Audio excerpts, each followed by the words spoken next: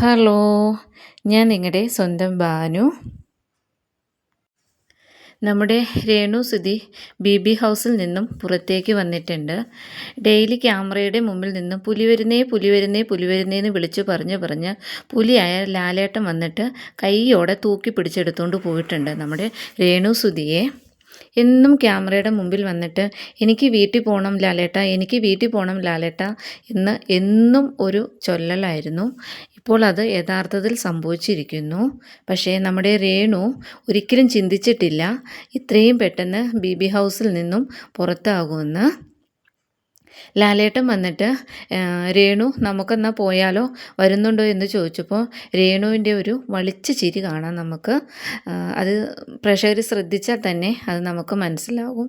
പക്ഷേ നമ്മുടെ രേണു ഒരിക്കലും പ്രതീക്ഷിച്ചിട്ടില്ല ലാലേട്ടൻ വന്നിട്ട് ഇങ്ങനെ വിളിച്ചുകൊണ്ട് പെട്ടെന്നൊരു പോക്ക് അങ്ങനെ ബി ഹൗസിൽ നിന്നും പോകുമെന്ന് നമ്മുടെ രേണു ഒരിക്കലും പ്രതീക്ഷിച്ചിരുന്നില്ല.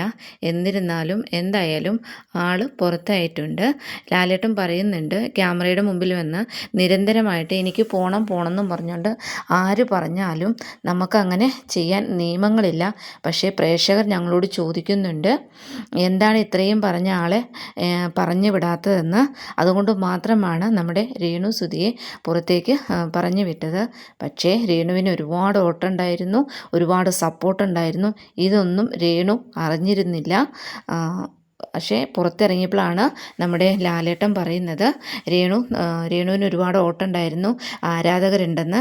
പക്ഷേ എന്തായാലും എൻ്റെ ഒരു അറിവ് വെച്ചിട്ട് രേണുവിന് അബദ്ധം പറ്റി എന്നാണ്.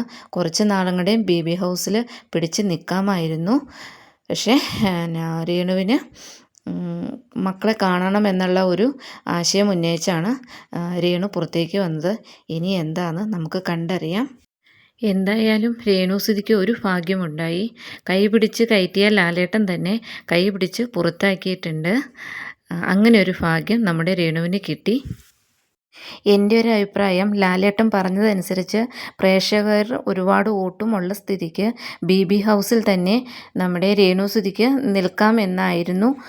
ഇനി നിങ്ങളുടെ അഭിപ്രായം കമൻ്റായിട്ട് രേഖപ്പെടുത്തണേ. വീഡിയോ ഇഷ്ടമായ ലൈക്ക് ചെയ്യുക, ഷെയർ ചെയ്യുക, സബ്സ്ക്രൈബ് ചെയ്യുക. അടുത്തൊരു വീഡിയോയുമായി വരുന്നത് വരേക്കും ടാറ്റാ.